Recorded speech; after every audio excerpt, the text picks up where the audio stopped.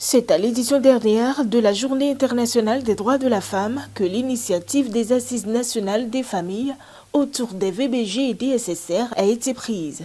Pour cette première édition, ce sont des cadres du gouvernement, des têtes couronnées et plus d'une vingtaine d'organisations qui se sont réunies pour faire l'état des lieux des violences basées sur le genre au Bénin, relever les insuffisances et aussi faire des recommandations pour une meilleure société.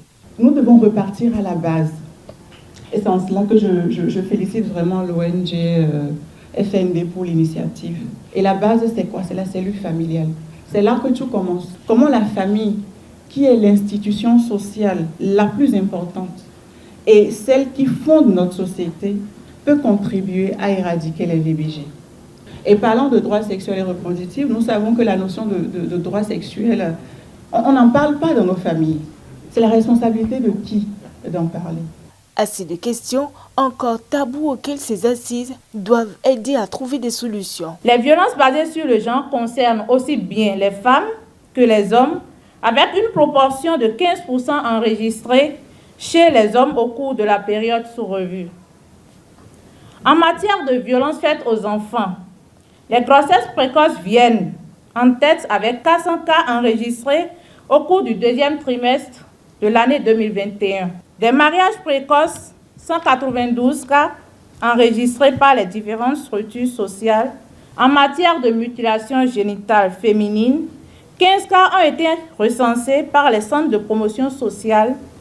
Les chiffres ne sont pas bons. Les statistiques sont mauvaises. La violence touche les femmes de façon disproportionnée, mais elle fait aussi d'autres victimes. Les enfants, les personnes âgées, les hommes.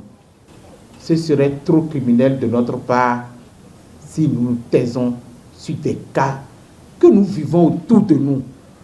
Et pour mener à bien ce combat, l'État béninois et l'ambassade des Royaumes-Unis près le Bénin fédèrent leurs efforts aux côtés de l'ONG Famille, Nutrition et Développement et de ses partenaires. Le gouvernement du Bénin a mené beaucoup d'actions au cours de ces dernières années.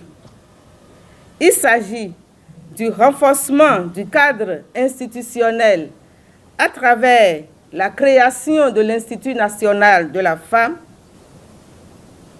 et du cadre législatif par le vote des lois. Promouvoir le droit de choisir. Et je pense que c'est ça pourquoi les Pays-Bas soutiennent la santé de la reproduction. C'est ce choix, mais aussi c'est la capacité de pouvoir réaliser son choix avec les services nécessaires, avec l'information correcte nécessaire, avec un dynamisme dans les familles qui accompagne les jeunes. Comme ambassade, ça fait longtemps qu'on est engagé dans les droits et la santé reproductive et sexuelle. On a aussi maintenant même une politique étrangère, féministe, inclusive.